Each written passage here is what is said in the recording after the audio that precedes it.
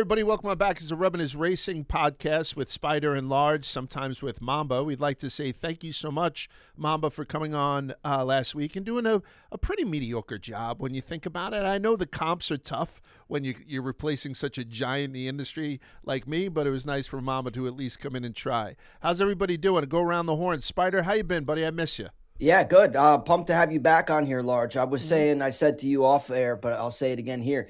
It's hard to host a show. You know, I stepped in we kind of did a rotation like this was a game of volleyball or something. Mm-hmm. So I took the host spot. Mamba Cook kind of took my spot and just giving opinions. Uh-huh. And we were playing man down. So good to have you back, Large. And pumped that Easter has come and gone. And now we can get back to racing. So, I think it's important that you mention that from the outset. As much as we love racing, one of the things that we love more than anything else is that our Lord had risen from the dead, right? So let's give a big one to JC, and then let's get going into the podcast. Everybody here except for Moonhead was happy about that because he did, he's one of those fucking devil worshiping type dudes. You know what I mean? Fucking mind altering drugs and all that shit. This episode, by the way, is brought to you. One of the people that we're going to be traveling with quite a bit this season, because our travel schedule picks up coming up with Talladega and beyond, is Jose Cuervo, and we're so happy to have him on board. From the first lap till the checkered flag, there's only one choice. Winning on race day is all about momentum, and nothing matches the energy, excitement, and adrenaline quite like Cuervo. Whether you're at home, in the infield, or talking over the tailgate. It should have been taking over the tailgate, but I read that incorrectly. Cuervo is the winning move that elevates any race into any occasion you'll remember. No matter who's in victory lane, you can win every race day from the first lap to the checkered flag. Keep it Cuervo. I was at a resort last week. I was in Curacao. I don't know if you guys know where that is, but it's right next to Aruba. And one of the things, we had a couple of margaritas, and I was like, make sure you hit me with the Cuervo. It's kind of nice, like supporting the sponsors and stuff. So you guys try to make Cuervo part of your race-watching regime, because it certainly made my, dark sunglasses, watching girls walk by in their bathing suits so your wife don't see you while you have a margarita regime worked out to you can just tell your wife, just say, I'm working. While you're holding the Cuervo. Exactly. So we didn't have a cup race this week, but we were lucky enough to see some action in Rockingham. We're just going to go down a bunch of stuff that had gone on. And on top of all this, the biggest topic of conversation this week, again, is Cletus McFarland. And Spider had sat down with Cletus for a quick interview last week, so we're going to have that coming up in just a couple of seconds. Spider, because we weren't on with the interview, which kind of from 30,000 feet, everybody seems to love this guy. I'm not saying everybody thinks that he should be in an O'Reilly car, and sometimes people are very mad about him being pushed into the situation that he's been in, and maybe he doesn't deserve it or not. But just personally, because I've never spoke to Cletus. I had the opportunity to meet him when he was with Biffle down in, I think, Dega 2 years ago. What was your take on him as personally? Yeah, it was cool. I mean, I've been loudly in support of Cletus so far in his, NASCAR endeavors this season. And I only feel more inclined to be about that following this interview.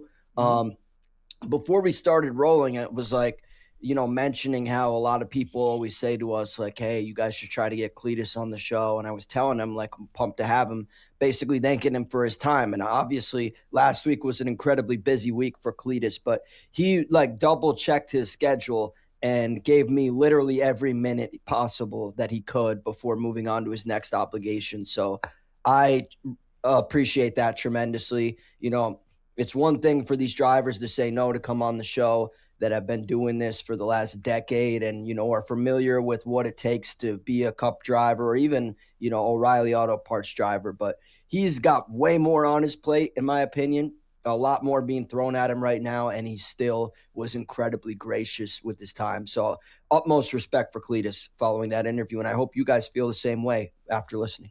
So you're going to get the one-on-one Spider v. Cletus coming up in just a couple of minutes in the show. I was nervous, Large. Were you? For some reason, this was like the most nervous of an interview I've had in a while. Really? And a little You've context. had some big names, though. I know. A little context. We had Cletus and then Ryan Preece, which you guys saw in last week's episode. So I would have loved to continue to speak to Cletus, but between both his obligations and mine, our hands were kind of tied. But we'd love to have him back on the show in the future. So. Yeah, it seems like he was part of a car wash. And real quick, if you're just watching this episode for the Cletus interview, please take a minute to subscribe and thumbs up, or go to our YouTube page if you're listening on audio, and support the boys. We don't say that enough. We don't. I mentioned. I think hopefully this episode is well received, so hopefully we can get some traction off there. Yeah, I mention with the food stuff all the time. Every like, every comment, every 5-star review, every subscription keeps this stuff going. It's just the way that it is. We don't sell any merch or do anything like that, so it's basically just off of the feedback that we get from everybody, and it's been pretty good. I saw in the off week, if you guys don't mind me mentioning, Connor Zilich shouldn't be doing stuff off the track. He shouldn't be doing anything athletic. He was losing. I think Priest was there losing. Yes. We talked about this. He can't stand on a fucking roof of a car. I don't know what NASCAR needs after, some of the stuff that had gone on with Bowman and his back, not the vertigo thing, or Chase breaking his leg or anything like that. Or Brad K. Why the fuck are you letting Connor Zilich get on a luge? I don't know why that's not baked into his. He's not good at it. He's an expert at what he does, and I think he will be one of the all-time greats. I'm not the all-time great at anything, so please put that into perspective. I'm a better loser than Connor Zilich, I think I could say. Don't let the fucking kid do it, because you're going to ruin a franchise. You guys with me there? I hate to be, usually I vehemently disagree with about everything you say, Lars. Yes. But I tend to agree with you on this one. Even Ryan Priest came on the show and he was talking about how it got a little hairy there for a minute and they had to turn the cameras off. I don't know. These guys are drivers. They are not fucking skating stars or luging experts or anything like that. I think this was a massive liability. Now, do I want to sit here and be the fun police and Monday morning quarterback and be like, oh, no luging, no skiing, no dirt racing? You're like, no, that's just a dump in your pants. But at the same time, this is, as far as I'm concerned, is one of the best up and coming kids in the sport. I do think there is a little bit of everyone's best interest to maybe say, hey, let's not do luging. I don't know. I think it falls in the category of what they would consider extreme sports. And I think every sports contract should just say, in your free time, you're not allowed to do any extreme sports, because they just have more danger than any sport where you're going over 20 miles an hour. Yeah. I think if you're skiing, can you go over 20 miles an hour skiing? Yeah, easily, right? For sure. And a luge thing, I think they got up to 45 miles per hour. Someone died in the last Olympic. I want to say that this is not unprecedented, though. If I remember correctly, Joey Logano, or maybe formerly a Penske driver, has been maybe bobsledding or luging before. I didn't see this. Why are they were doing this for fun, or it was an Olympic activation, from what I gathered from Ryan Priest last week. What did you say, Moonhead? I remember the Logano clip from back in the day, and how much more dangerous is this really than a sprint car race? You know what I mean? But I feel more comfortable with Connor Zilich doing anything with a wheel in his hand. Oh, definitely. I just laying down. Crown Vics at Dega too. We just saw the RFK guys do that. That didn't look very safe either. I think I'd get in the bobsled before I did that. Yeah. Anyway, the kid is golden in my eyes, and I don't know. Cory Heim is doing the skeleton this weekend. No, right? No, you can't fucking do it. Whatever. Play pickleball, right? Play darts. Yeah, darts is fucking awesome. Also, a little late to be promoting the Olympics. Yeah, that I asked Ryan Priest to tell me what was going on, and I still kind of really didn't make sense of it. I came away with more questions than I originally had, but I'm glad everyone's fine. Everyone came away in one piece from Lake Placid there. Spider, I got 2 gigantic boxes in the delivered to the office this week when I got back. I get very excited when I get packages. One addressed to you at this office, one addressed to me. And when you know something's good, remember I opened up the Sugarlands thing the other day? They sent me all those moonshines. Yeah. Which, by the way, they've been pretty nice. So this one, you open up the box, and there's another box inside of it. And this is why I'm bringing up Connor Zilich, to be honest with you.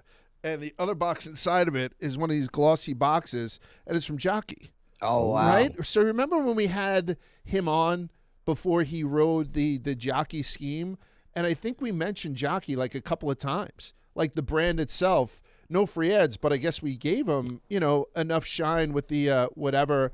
So they had sent Family Tradition Community since 1867 Jockey. Large, thanks for interviewing Connor Zilich in advance of the Vegas race. We really enjoyed seeing you all connect. This gift is a token of our appreciation and a reflection of the care and quality we value in every partnership.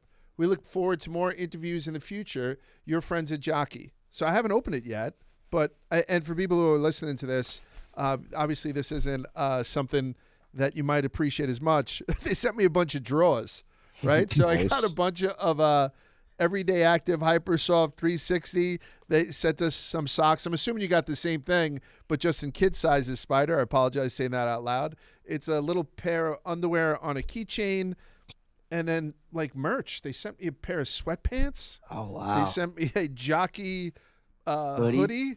They sent me a Jockey quarter zip. Wow. They sent me another like sports hoodie, a Jockey golf shirt, and some sort of like, I don't know, windbreaker-ish type thing from. I didn't even know they made all this stuff.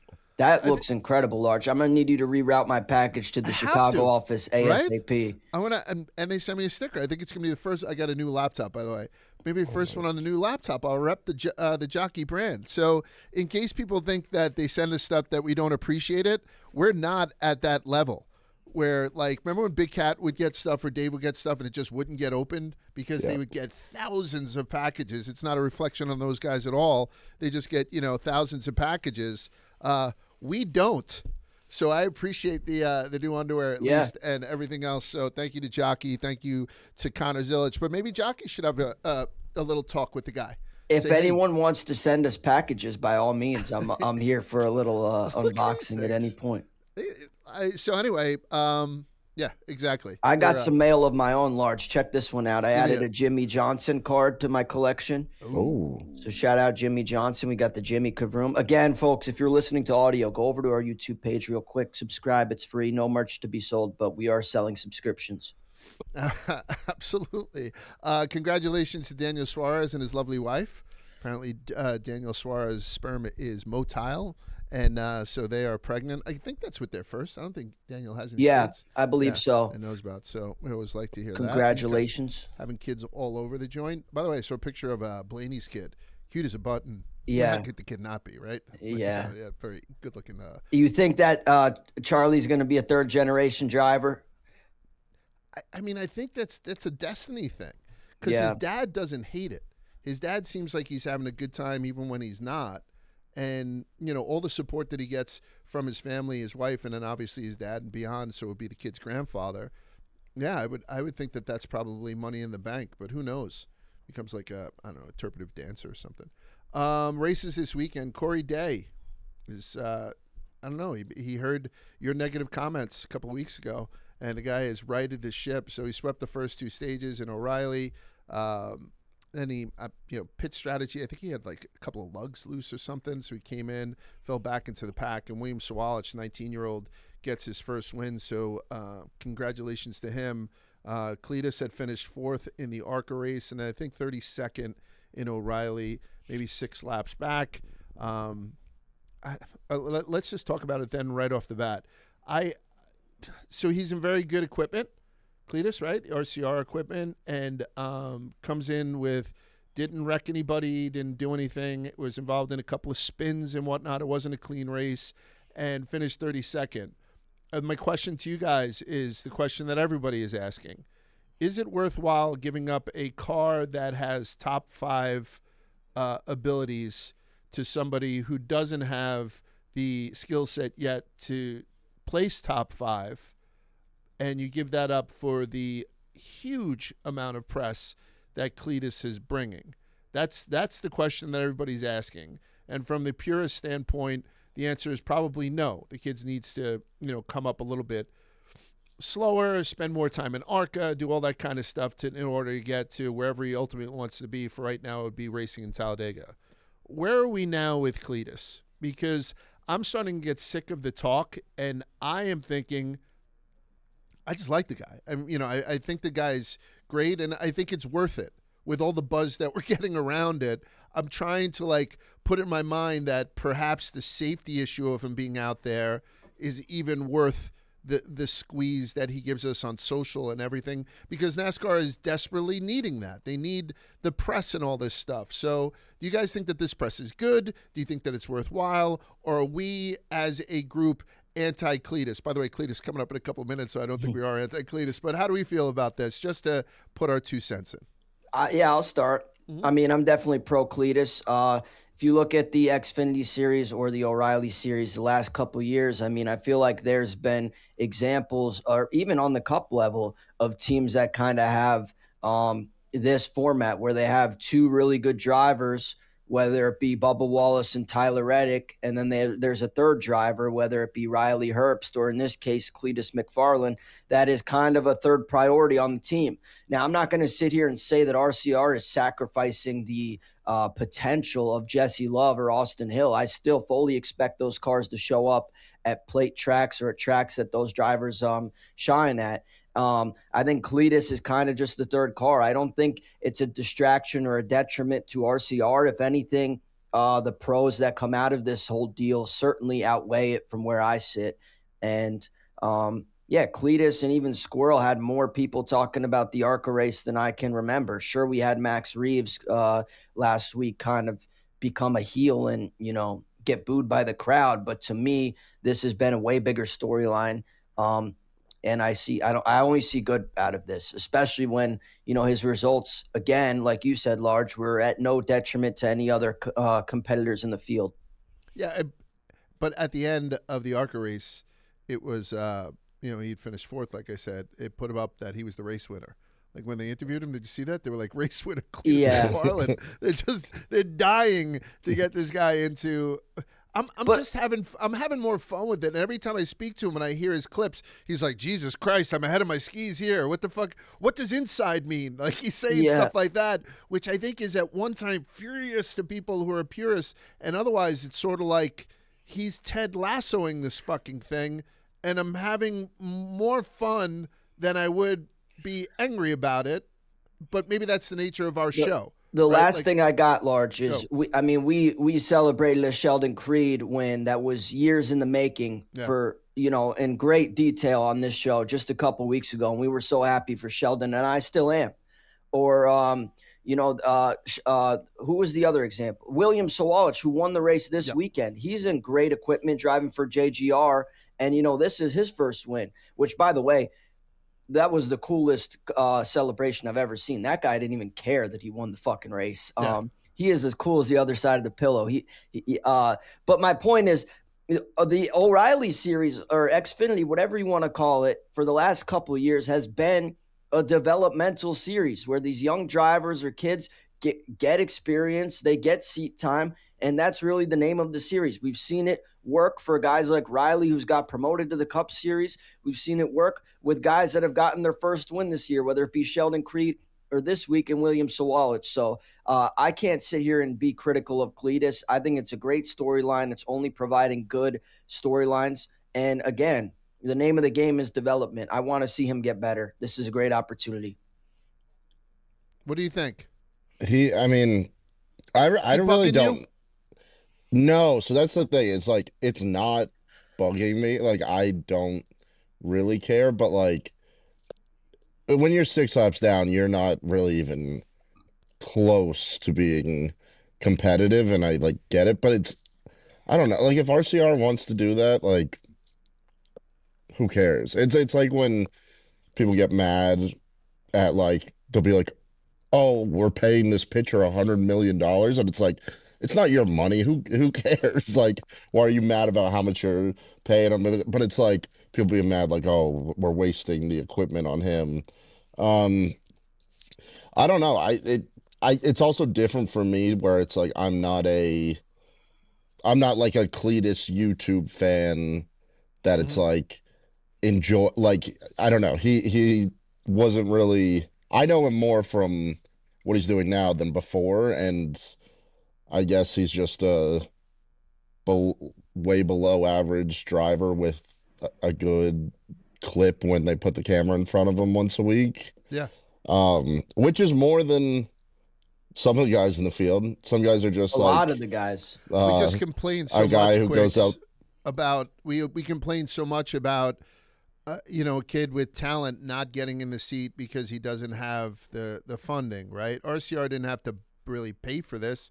Cletus comes with his own funding, so it is part of the thing that we complain about. But I think my point is, I'm just kind of okay with it because it's Cletus. I'm kind of enjoying the ride more so with him. Maybe I'm sexist that I don't enjoy the ride that Catherine Legg had, or I just prefer Cletus's, da-ding-dang-do type shit that he does. Yeah. So, I don't know. I'm also go ahead. A little sick of that. Like all these guys that deserve the ride thing. Oh, right. Oh, yeah. That's life. That's right. Just life. Like, there's a lot of people that deserve a lot of things, and I don't know, certain aspects give you a leg up in life. The Ty Gibbs, thing last year. Oh, his grandfather owns the company, so he gets it. Yeah, every company I've ever worked for, and I've worked for a lot because I'm very old, there's been people who are fucking just related to managers. Yeah. That's just the way that it is. And it doesn't change. Even more so in NASCAR throughohout time. Yeah. The whole thing is it's a nepotism sport. Yeah. Yeah. And that's why you have the Blaneys and the Elliots and the Gibbs. Like, they're, it's very, very nepotistic and incestuous. Are you grabbing your pearls yet, Moon, or are you good with this? No, I'm fine with it because, it's kind of the way racing is. He, if some rich kid who can't drive, we don't have to go down the road or the road of naming everybody who sucks, but there's plenty of people who come in and only have a ride because they pay for it.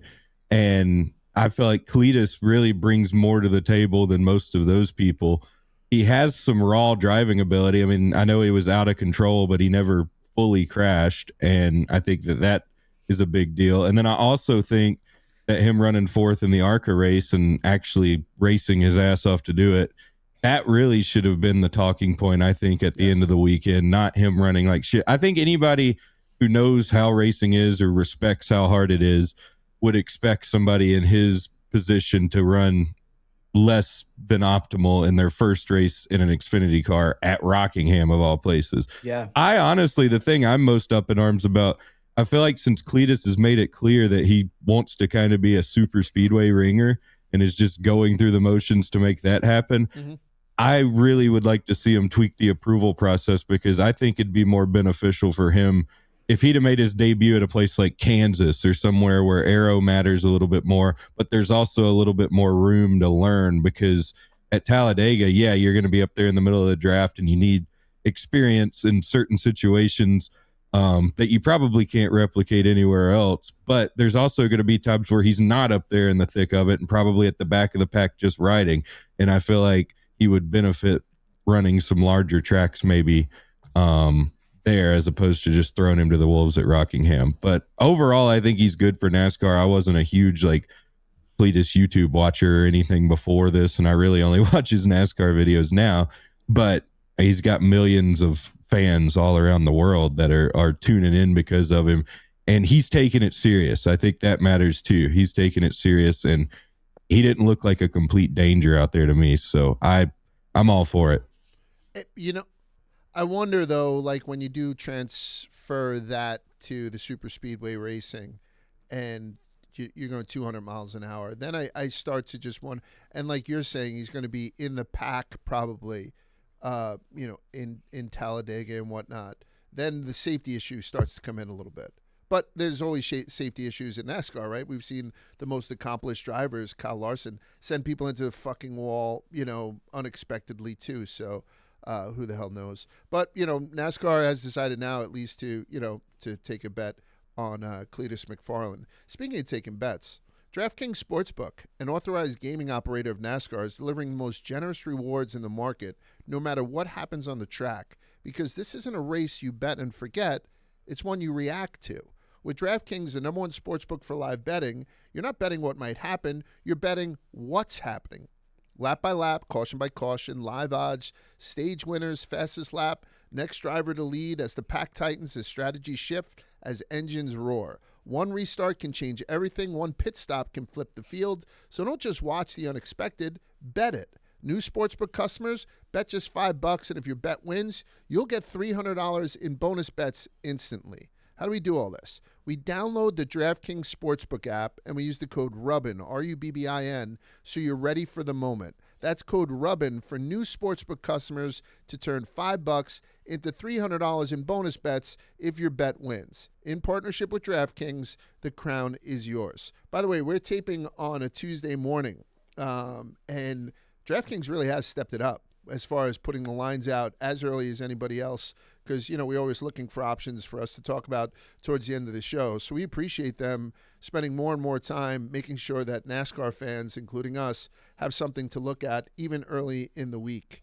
So outside of Cletus, the other huge name up-and-comer in NASCAR is this guy, Figgy Nhard, which has a great name to it. Can you give us a scouting report on him, Moonhead? Was he one of these guys who's like a grassroots guy? Did he just come with his own money, or what's the deal with Figgy Nhard? I think we're all trying to find the truth behind Figgy Nhard. I think they're withholding stuff. They need to release the Figgy files. It's silly as shit, but I think it was like on NASCAR sites or something. It was the most searched name last week. I believe it. To sort of figure out, and I'm old enough to have seen these things happen a couple of times. They had that one fake picture a long time ago, the guy with the gigantic feet. You guys probably don't remember him. And it was all just a made-up thing that was done through like Sports Illustrated. John Pork? I don't know, but this is one of those things that I think is cool, right? Or is this more silly? I think NASCAR needs this kind of stupid shit, don't they? I personally love this story. I mean, to me, it's like the idea that there was we were without racing for 1 week, and like someone fucking crashed out so bad that they were writing up NASCAR fan fictions. Right. It reeks of like desperation and, like desire to watch racing in our single off week. So like, I love whoever's brain came up with this. I would love to have a conversation with them. And yeah, I'm here for all the Figgy Nhard memes. I saw it. It started as a Reddit rumor, which, hand up, I'll be the first to say I use Reddit. I think a lot of people are a little bit, afraid to admit that. I will say I read Reddit. I don't comment and like start false news fan fiction narratives like this. But I love this. I love that this also transcended Reddit. It came over from Reddit and was going viral also on Twitter because of how ridiculous it was, which I think is only a testament to how crazy this story is. But then I also saw a tweet that said like someone had a DM conversation and it was like, my friend actually started this rumor. Like they were just trying to like they posted it. And then the reply that the original poster had said was like, the bait is set, now we wait, or something like that. And then, right. So I don't know what to believe. My point is, I loved this whole storyline. I was going to have Moonhead in one of those black, backed out thing with his voice marred, and say that we have the one interview with him, just kind of ham it up, just because I thought it would kind of go viral. John Pork. I just couldn't get the tech guys on board with it. You know what I mean? So just it's silly shit. One of the things that might affect our viewing next year, so I'm going to mention it briefly. According to a report by Puck Sports, CBS Sports and TNT Sports will merge in the third quarter of this year if they're able to get through all the jump through all the regulatory hoops. Not huge news, I don't think, for most people, but TNT Sports is scheduled to cover 5 Cup races this season, from Sonoma to the Indy race. So I don't know, it'd be kind of cool that if we see something get pushed onto network TV within that little allotted time for TNT, maybe as early as next year. So for people who are already confused on where they're going to FS1 and this TNT and Amazon and all that stuff, throw CBS into the mix possibly next year. I think it's going to make it a little bit more, digestible for the broader public to see stuff on network TV. We'd mentioned our guy Cletus. You have to mention Cory Heim, right? Cory Heim has competed in just 3 of the NASCAR Craftsman Truck Series races so far this season, but he's tied for the series lead after back-to-back victories at Darlington Raceway and Rockingham Speedway. Heim is the reigning series champion, having won a season record 12 of last year's 25 races, which is wild to say out loud. I know this is an easy answer. he won't be able to contend for a title because he's not in a full-time ride. He's got that wacky schedule, and we don't know how many more races he will run this season because he's kind of front-ended his schedule. He's running this week in Bristol, by the way. How do you guys feel about Cory Heim? Because we're talking about Cletus getting all these opportunities. Why the fuck isn't this kid in a full-time ride? You know, it's almost kind of refreshing from where I sit, as much as it's annoying, and I think he's deserving of a full-time ride. Again, back to like what we were saying previously, like a lot of times life is just unfair, or if, you know, life worked the way it should, it would look a lot different than the way it actually does. So I think it's refreshing in the sense that Cory Heim is not one of these kids that's like, you know, entitled. I'm sure certainly deep down that he believes it, like I do, that he is deserving and willing and capable of driving full time. But at the same time, I think it's refreshing for the fact that he's not like one of these spoiled kids, and he's paying his dues and seemingly keeping his head on his shoulders, not losing sight of the big picture and doing things the right way. So I'm a massive Cory Heim fan. I think it's a testament to his patience. And if he does go on to be in this hypothetical like you outlined, Large, that's only good for him, in my opinion. That only expedites the conversation of where's this kid going to drive, what open seat can we get him into. So as much as a lot of people are calling it like a doomsday nightmare scenario for NASCAR, I'm going to go the other way, see it half full, and say, you know, that would be a champagne problem should Cory Heim have to deal with something like that. I think you bring up some good points. So I'll go around the horn saying that too. Is if we get into a situation where Cory's like, listen, my schedule opened up, I'm going to run a bunch of races and still not, it's going to delegitimize the championship again, right? It's going to be like, okay, you won the Truck Series championship this year, but only because Cory wasn't able to. So like, does that kind of matter to you guys at all? And I'll also ask this question. So there's a lot on the plate for you guys to talk about. Does Cory Heim see Connor Zilich's rookie year and say, I think I'm good.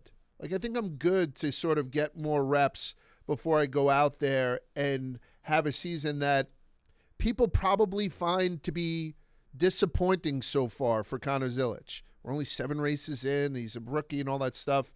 Don't come at me. I believe in the kid. But you know, is Cory Heim like, no, I'm not in a rush. I'm seeing what this leap is like.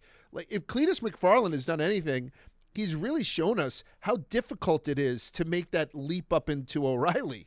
Yeah. Right? Not even Cup, but just to go from ARCA to O'Reilly, that's 4th place to 6 laps back, if you want that empirical evidence from this weekend. So you think Cory is like, I think I'm okay here, because I'm racking up all these, these little $150,000 prizes here and all that stuff. So he's also getting a little bit of bank. So give me your take on all that shit with Cory Heim. I certainly gave you guys enough to talk about. What do you got, Chris? I think, and Moon was kind of saying it earlier, but like guys who know racing, like have a lot more respect and know how hard it is, to where like we're sitting here being like, Zilich is the GOAT. He's having a bad year. Like, how's this happening? And it's like, I think they know like that it's going to be hard to go to the next level, but like they all want to go to the next level and know that once they get there, they're not going to be as dominant as they are. And there's a learning curve and all that. So I don't think anything that's happening with Zilich is being seen by anyone and being like, oh, it's too difficult to make that next step. I'm going to stay down here and win in my lower series. I think everybody wants to get up there and knows that it'll take a while to get their success. I think everyone took over 1.5 for Zilich wins this season, except for me. I know, right? I did. So I mean, let's keep that in mind. So there were expectations, and they probably weren't. I'm the only logical one on this panel, obviously. So there were a lot of expectations on this kid. So please take that with a grain of salt when I say he's having a disappointing rookie outing, because we all expected so much from him. He's still going to be rookie of the year, by the way. Yeah. God bless. By the way, he's quick as in a fucking storage closet. Oh, it's love. You know what I mean? Look at this. I'll do a full pan. I mean, it's like the prop closet for like sports advice. I have it in a bunker. Yeah, I hear you. I love the hustle. How do you feel about Heim right now with all the stuff going around him, Moon? I think that if he got the call tomorrow that he had the option to run Cup full time, he'd take it. That said, I think experience is good. I'm surprised they don't do more to try to get him in a Xfinity car more often. I'm surprised that he has to kind of settle for trucks. I don't think he's really learning anything kicking their ass anymore. Right. But that said, he, it's good. He's the points leader. I don't think that whole debacle is really going to come into play because I do know he's got other races scheduled throughout the year and he's going to miss some more. But I mean, it's just a testament to how good he is because he's coming back with the same team, but made up of different people, I guess, on a different truck, a truck that didn't run that great last year in comparison to him. And he's still getting the job done. So I think that says a lot about Heim. And I think that when he gets to Cup, whenever that is, and can put together a full season, I don't expect him to light the world on fire based on what we've seen with Zilich. But I definitely think the way he's gone about his career and had to kind of bounce from ride to ride, but bounce from series to series and not stick with anything full time here as of late might actually end up helping him and kind of lessening that learning curve. I'd like to see well-rounded, right? Yeah. Yeah. What's that, Spud? I would like to see maybe 2311 have O'Reilly Auto Parts program. I mean, if we're in jeopardy of Riley Herbst losing his job and Cory Heim without a seat and Kyle Busch without a good car to drive. I said last week to Mamba, I know a lot of you guys were absent, but I asked him while we were talking Figgy Earnhardt, my fan fiction that I came up with is Kyle Busch to the third 2311 car next year. And again, this is a fan fiction. There's no reason to believe this. But in that instance, I think it would be awesome to see Riley and Cory on the Xfinity O'Reilly, whatever you want to call it, series, especially Cory Heim. I mean, we talk about how, he deserves a Cup ride, and I agree. I completely agree. But he's only made 20 O'Reilly series starts. And I know there's guys like, that have kind of avoided the O'Reilly series or have limited number of starts, whether it be Carson Hocevar that are now wildly successful at Cup level or whoever. But, yeah, again, this is all just a fan fiction. I would like to see Cory Heim at the Cup level next year. And to the Connor Zilich thing, I'm not prepared to give up on Connor Zilich's season this year. I still have a lot of faith in him. But part of me feels like Cory Heim's patience is only because he looks at guys like Connor Zilich that are, regarded as some of the best prospects and sees their struggle. And it's like, you know what, let me make sure before I make this jump, it's the right opportunity. And that's what I see from Cory Heim. So it's just a matter of time, in my opinion. Yeah, I mean, I'm hoping so, especially as we're talking about people who are getting opportunities maybe that they don't deserve. I think if you're going to see a kid who deserves everything, it's probably Cory. I'm going to take a second right now to give us an ad from one of our sponsors in Blue Chew. The future of erectile function is here. Blue Chew Gold is changing the way millions of men are having sex in 2026. The new arousal-boosting formula combines passion and performance into one tablet that dissolves under your tongue for super fast onset. No more waiting for a pill to kick in. No more moments ruined by performance anxiety. Just the results you want when you want them. Most ED meds only focus on blood flow, but Blue Chew Gold goes further by combining 2 ingredients for blood flow with 2 for mental arousal and connection. So you're not just physically ready, you're actually in the mood. This type of innovation is why Blue Chew Gold is the number 1 brand in erectile dysfunction. The number 1 brand in erectile function, I should say, right? Because that's where curing. The process is simple and all online. Get started today at BlueChew.com and go for gold. Turbocharge your love life and make it easy to get hard. Discover your options at BlueChew.com. And we've got a special deal for our listeners. Right now, when you buy 2 months of Blue Chew Gold, you get the third for free with the promo code Rubbin. That's promo code RUBBIN, Rubbin. Visit BlueChew.com for more details and important safety information. And we thank Blue Chew for sponsoring this podcast. Corey LaJoie will be in the 10 truck for the rest of the season. How do you think Cory feels? We know Cory. We've had him on the show a bunch of time, been extremely friendly with him. He's invited us to kickball stuff, as we had said in the past. After he made the stupid comments about I'd rather, be last in front of everybody than come in first in front of 12 people, is this a pride swallow for Cory, or is it just one of those things where said something dumb a couple of months ago and this is actually going to work out pretty well for him? I'm wondering how you guys feel Cory LaJoie being full-time in trucks is for Cory LaJoie. Yeah, I mean, I still think it was a really dumb thing what he said. I'm not trying to hold the grudge forever, but at the same time, I definitely do see him racing, and that is a thought in my mind. But part of me thinks that this is a different kind of Cory LaJoie we've seen. I heard about off the track how he's had great success, like he's starting a business with seat fitting similar to what his dad did, from what I understand. Oh, cool. And then now obviously he's getting reps on the broadcast side and simultaneously still getting to race. So I think this is best case scenario for Cory LaJoie, honestly, especially when we just got done talking about how every single year the finite number of seats and silly season conversation only gets louder and louder. So I think this is a good landing spot for Cory LaJoie. What do you think, Quigsy? I mean, no real thought. I mean, I know. I just wonder if is it embarrassing? Like, I don't know if somebody, like, let's say I'm working here and one of my first jobs was at a deli, but I'm never going back to a fucking deli. And then I get laid off here and I'm in a deli cutting sandwiches. Like, every day, am I just like regretting me saying that as I'm making sure that your ham is extra thin? You know what I mean? Like, is it one of those things that, because he, just had a baby, like he's got a lot of stuff going on in his life, I think another kid rather. And, and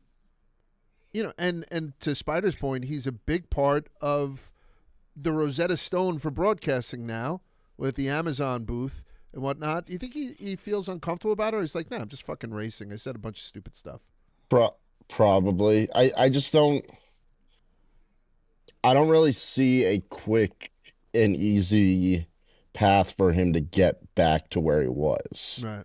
Which that's probably kind of tough. Like, if you have to kind of do this for a year and you'll go in there, you'll dominate, you'll show like, all right, there's a seat waiting for me in the Cup Series once I show what I got. I don't know if he has that. I don't know if he has a quick and easy path back, and that probably sucks the most for him. I don't think he does have a path back, to be honest. I mean, I don't know. Moon, you think he gets back to the show? No, I don't. But I mean, I think, it's a little funny to reflect on those remarks because they didn't age well. But I think it's a really good opportunity. I think colleagues made the right move. I think he could really help them get that ship pointed in the right direction. And this is how the Truck Series used to be when I was growing up. Guys like Mike Skinner and Todd Bodine and Ron Hornaday, guys who didn't necessarily have the most successful careers at the top level, were able to take that experience, come down and kick some ass in trucks and kind of revitalize their careers. So I think it's cool. I think the Truck Series, we've kind of talked the last few years how these kids coming up have no respect and all that, and they need somebody to yank a knot in their ass every once in a while. And I think Cory could be that guy. So I think that his experience will do well for his team, and he can probably deliver a few lessons to some of the punks who come up through the series too. Yeah, like fucking Heim. But and the reason I bring up Cory is he did have a P7 finish this weekend, so hopefully he starts to climb through there, grabs himself a couple of wins, and it's a win-win. Everyone will kind of forget comments that were made in the past. All right, so with that, before we go on to what's going to happen this weekend, why don't we talk to Cletus for a while? Spider had sat down with them early in the week, so we're going to go to Spider and Cletus McFarland right now. Pumped to be joined alongside Rubbin is Racing with the P1 Patriot, Cletus McFarland. Cletus, how we doing? I'm good, man. I love this Rubbin's Racing name. I appreciate it. That's awesome. I appreciate it. We've been talking about having you on the show for a long time, and what better time than right now? I know you're super busy, so I'll try to keep it brief. But that's cool, man. This interview will not be coming out until after your Rockingham race this weekend. But I guess my question is, what will it take for you to feel satisfied coming away from this weekend's race? I mean, on the ARCA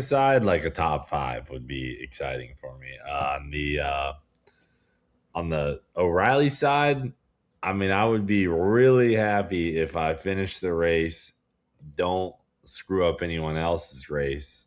And, I mean, I'd be really happy if I was top 20, but my expectations are to just like not do anything stupid, which is kind of my specialty. So I'm blocking that out the best I can. Speaking of blocking things out, I know everyone under the sun has had an opinion on you driving in NASCAR. How do you drown that out? And has that been a thought in your mind as of recently with the debut coming up? Well, I mean, here's the deal. They're going to be on me no matter what I do. That's how this sport is. I mean, the best guy in the sport does one thing wrong, and they're all like, get him out of the car, send him home. Brother, like, I'm going to make mistakes. What I did in Daytona was not the last mistake I'm going to make, I got a lot of learning to do, and I only really learn through mistakes. So, yeah. Well, one of the things I've been watching, I love obviously watching your YouTube page, but I thought it was super cool to see you and Greg Biffle and what you learned from him working together. Yeah. Has there been recently anyone you worked with? I saw you with the RCR guys, Danny Downforce. Who are you relying on currently to kind of make this transition ahead of this race? Well, yesterday I spent 3 hours in the Chevy Sim with Jesse Love. He's a really methodical driver. Like he's using a lot of data in his head, and he's got a lot of strategies that he was, kind of keying me in on yesterday.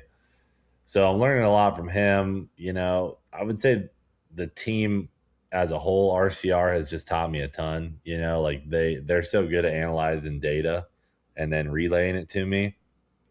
That's been insane. Like I've never had anything like that in my life. So, I mean, I'm kind of relying on everybody at this point.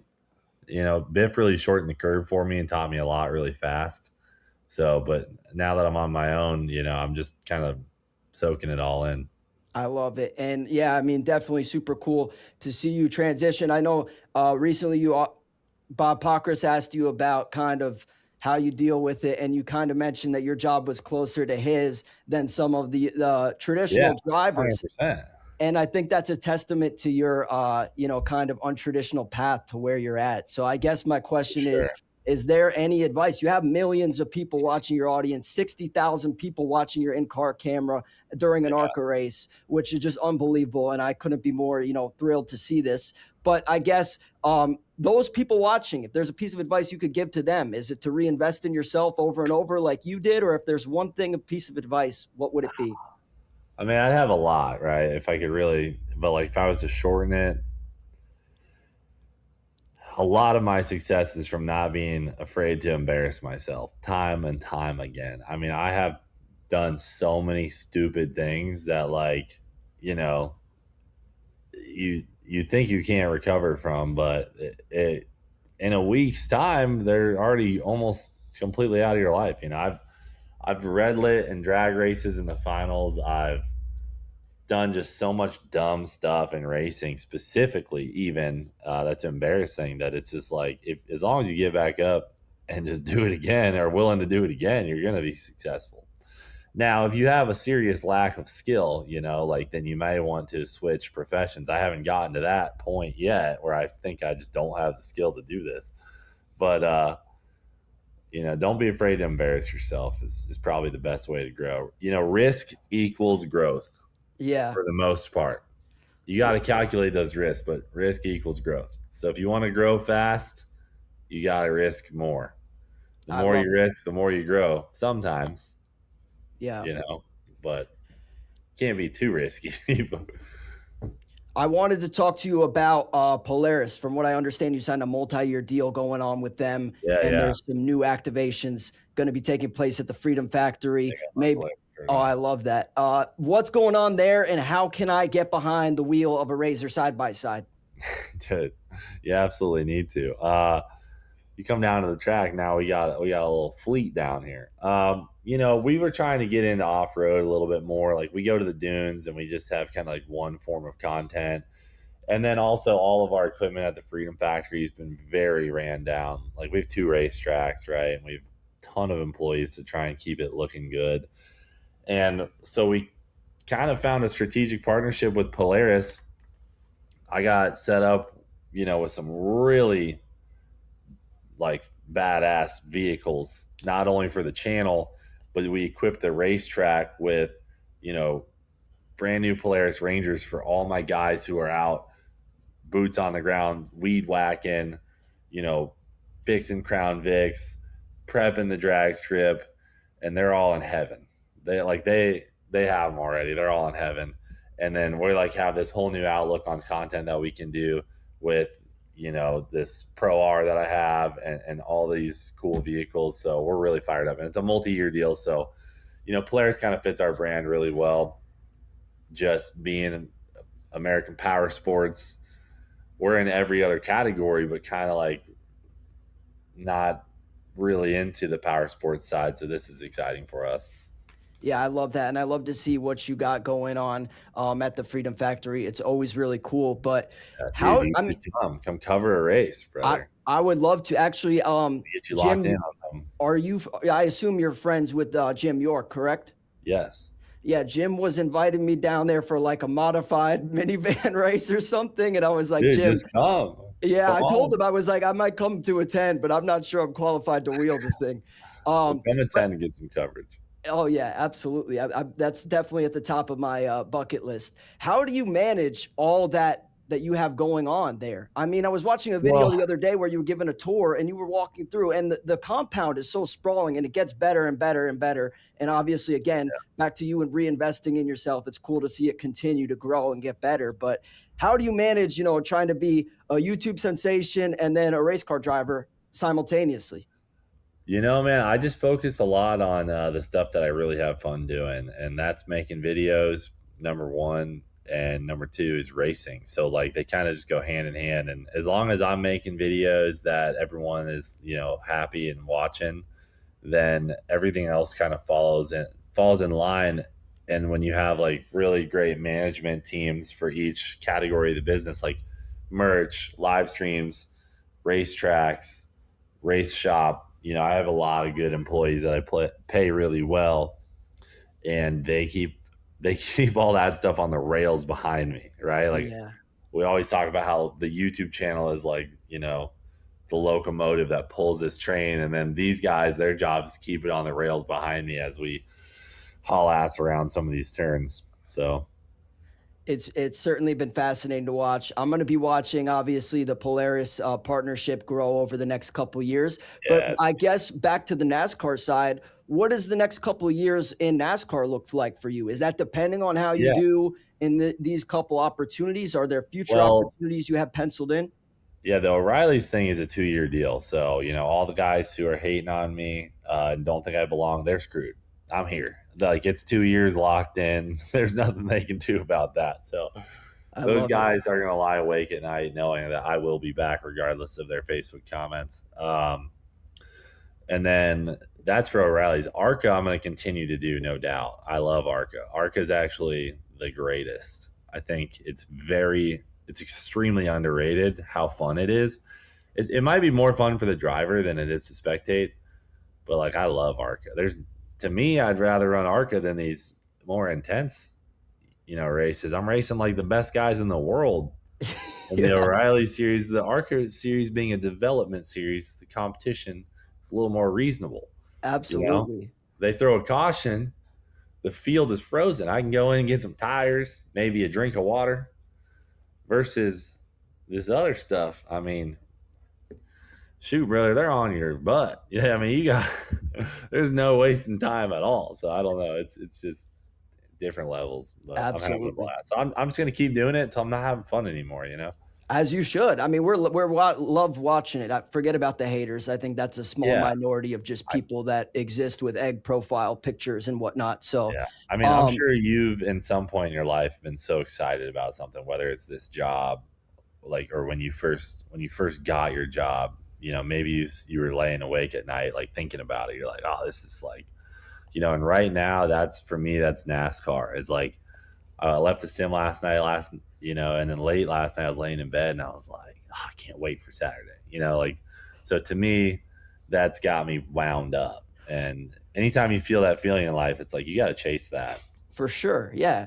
What would you say to date has been the hardest test on the NASCAR side? Has it been a certain particular ARCA race or, something else that you've really struggled with? And I guess, how does Rockingham fit into that picture? Where does this rank in terms of I would difficulty? say the like, you mean like when I've been the most behind the ball? Yeah.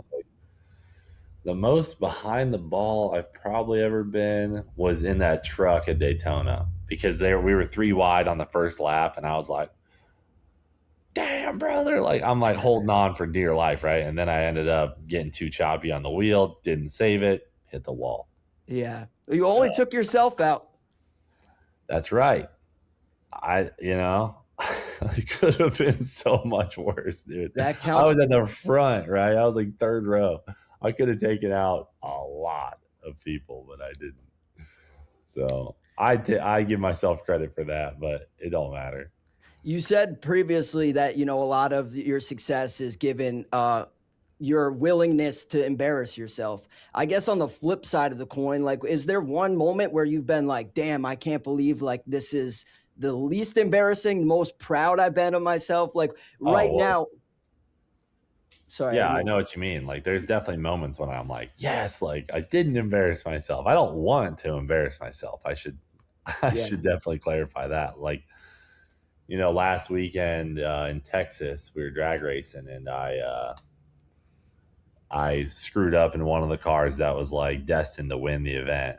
And I was like, damn, I'm so pissed, like I just blew it. And that's embarrassing, right? And then the underdog, Ruby, comes out. We somehow make it to the finals, even though we were the last qualifier. And like, when I saw my win light come on and we won the whole thing, I was just like, so proud of the team, so proud of our actions. And like, that's in drag racing. In NASCAR, I would say the proudest I've felt would be maybe Talladega. I got like 9th with a hurt motor, and like we just limped into the draft a little bit, and like just had to work through so much adversity. That was pretty fun. It's your favorite track has got to be Daytona, Talladega, right? Are you plate guy? Oh yeah, by far. The speedways are so sick. Probably Talladega is my number one. Yeah. And has it always been that way, or is this just because now with your particular skills of racing? Like, when you were a kid watching on TV, did you gravitate more towards the super speedway racing? I always kind of liked Bristol. I don't think the super speedways are as entertaining, for watching. Back in the day, they were extremely entertaining, like early 2000s, when like, for some reason, one car could bust out and like pass the whole field, like, I don't know what kind of aerodynamics were happening in those situations, but it was insane. Now, with the fuel saving stuff, they do in the Cup, it's like, that's not that fun to watch. But from a racing standpoint, it's really fun because everyone's together. Like, no one can just run off, the short tracks, the really good guys who are like, that's their hometown track, they're hard to catch. Yeah. Last thing I got for you before I let you out of here. NASCAR, in my opinion, has it's the best sport for a lot of reasons. One of them being it has the coolest trophies. You won't find the trophies like you will in NASCAR and any other sport. If there's one you could have in your trophy case, is there one at top of mind you'd want to have? Yeah. Have you seen that one that Tony Stewart won? That giant, it's like a giant bear. I have, yes. Wooden trophy. The trophy's like 10 feet tall. Must have been like a Bass Pro race or something, but it's the sickest trophy I've ever seen.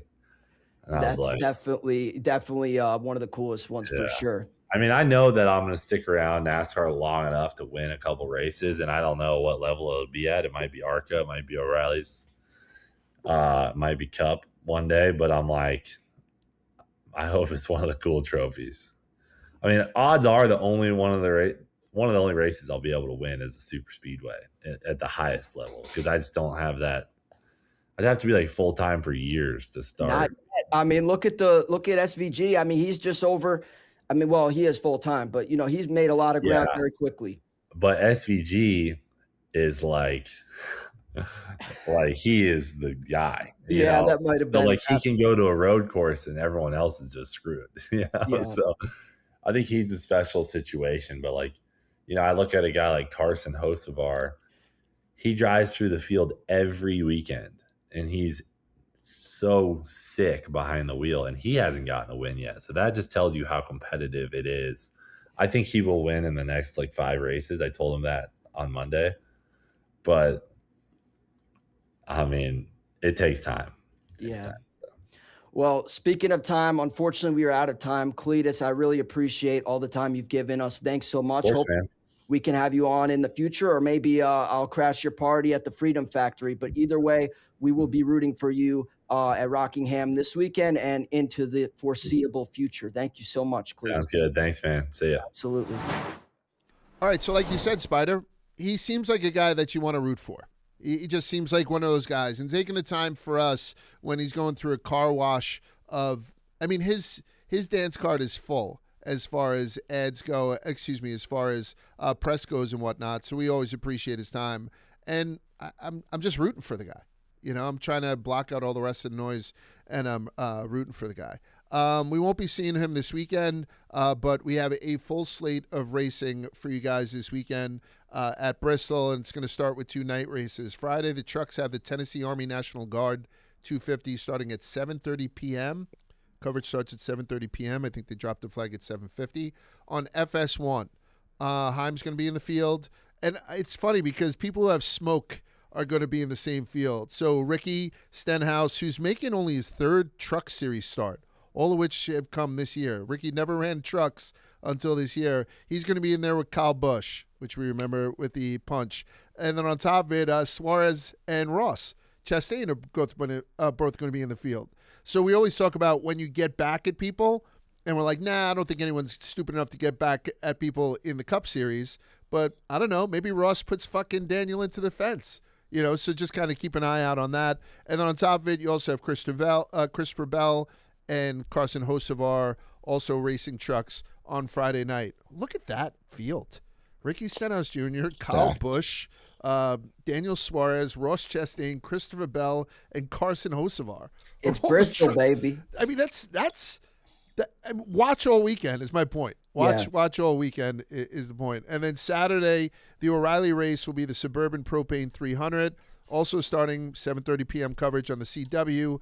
And in that field is going to be Connor Zilich and Kyle Larson. Again, you want star power in the lower series, you got it. I thought it's a little bit worth mentioning. Is anybody concerned that there are no Fords in the field for Bristol right now? There are no Fords, and I think there's the opportunity for one to be running, Moonhead, but for right now, there's no Fords in the field. Is this maybe because I'm a traditionalist? I'm not saying, Toyota is an American because Toyota has the best driver development program that NASCAR has ever seen, but not seeing Ford all of a sudden in Bristol at a night race is, I don't know. It just doesn't sit right with me. I'll go to the traditionalists first. Moonhead, are you creeped out by this? It's weird, definitely, but to me, it was weird when Hettinger was it was kind of announced that they were going to be the only O'Reilly Ford team. I would have thought that, Ford would, no disrespect to the Hettinger team, but they're a young team. I would have figured that Penske or RFK or even a Rick Ware like team that has some Cup experience would be the Ford flagship team. But I don't know. It's weird. Maybe, I don't know. I don't want to speak on their development plans or ambitions, but right now it doesn't seem like they really care about the pipeline, which is a little concerning.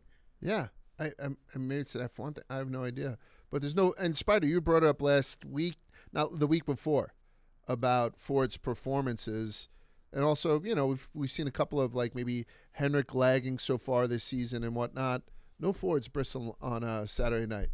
Yeah, it's stupid, right? It's crazy. It's crazy. Yeah. And then Sunday we have the Food City 500 at 3 p.m. on FS1. Kyle Larson is your defending race winner. I don't think there's much more for us to do, guys, than to pick who we hope will be a bunch of winners. Like I had said, DraftKings was I don't know, they stepped up their game, particularly with NASCAR this season and last season. So to have the opportunity to see lines this early in the week, we're taping on Tuesday morning, is absolutely awesome. So, if you guys don't mind, I'm just going to spit out a couple of my picks, and we'll go from there. I wanted to pick a winner, and I didn't know if I wanted to go chalky.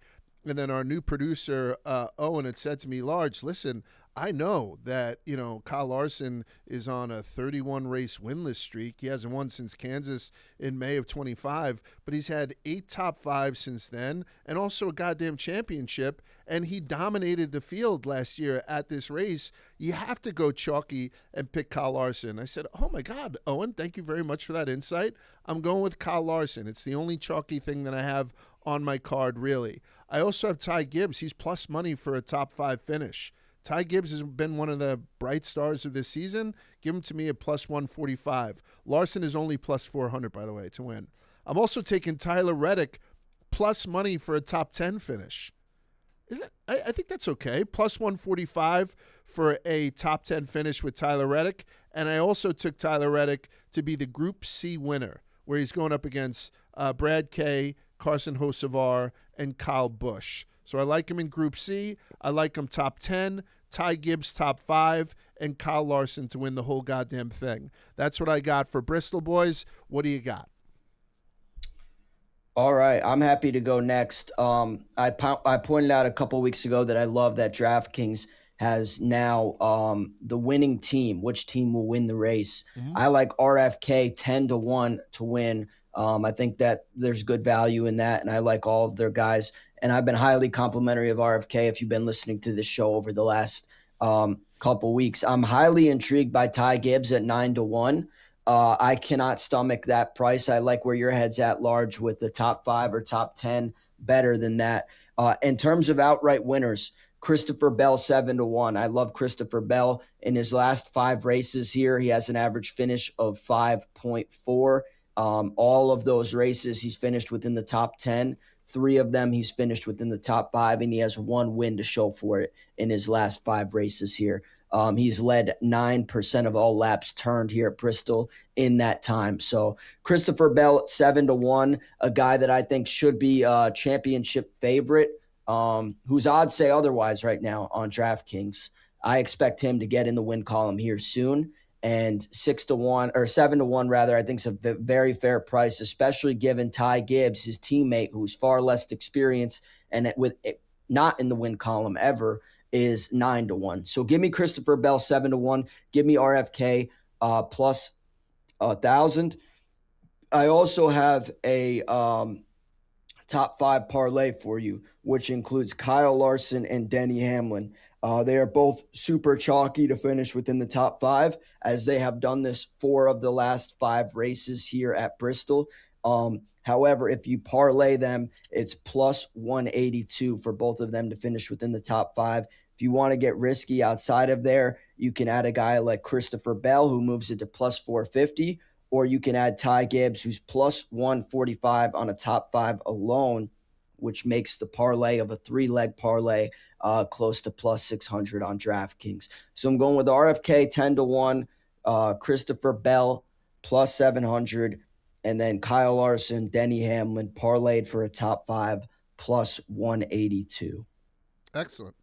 Who you see? What are you looking at? What seams on the fastball are you seeing this week, Quiggs? I'm doing this week. I'm not looking at the numbers. I'm going off thinking about Bristol and trying to remember guys, and I'm like, all right, they're good here. Mm-hmm. And Christopher Bell was the first guy that jumped out to me.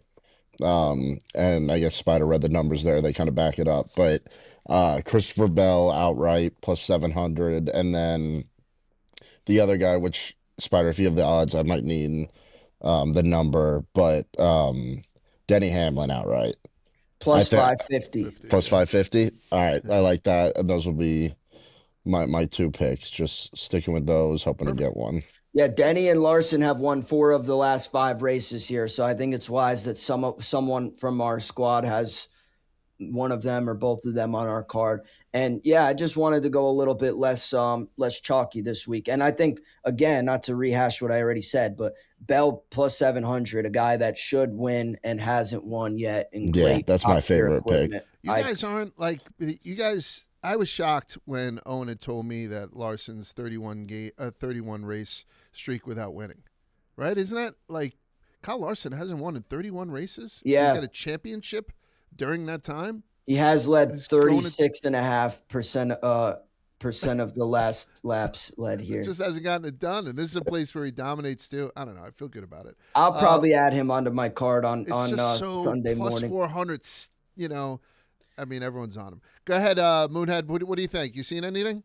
I'll be honest, y'all have kind of covered everything that was sticking out to me. The only thing that I'm going to consider, looking back down the card a little bit, Hocevar is plus, what was he? Plus 360 for a top 5. And then even down a little further, looking at some like top 10 options, it would not surprise me to see guys like SVG or Stenhouse. He's traditionally had some good runs, even when he's had bad years at this racetrack. So some guys like that. But otherwise, I'm kind of picking up what y'all were putting down right there with a lot of those. It doesn't get to plus money for a top 10 until Brad K.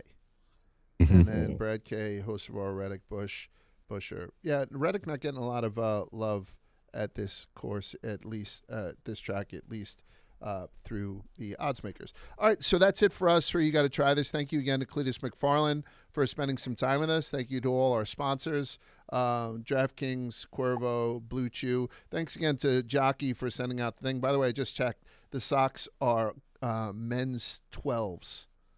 I'm a 15. Right? Yeah. I mean, I can't shit on him too much, but I got a man's foot here. You know what I'm saying? $5, I'll take him. Yeah, I'll throw him in. Thank you guys so much for tuning in. The next race that we're going to be at, boots on the ground, at least Spider and I will be Talladega, so we're looking forward to that. Otherwise, we'll see you guys next week on Rubbin Racing.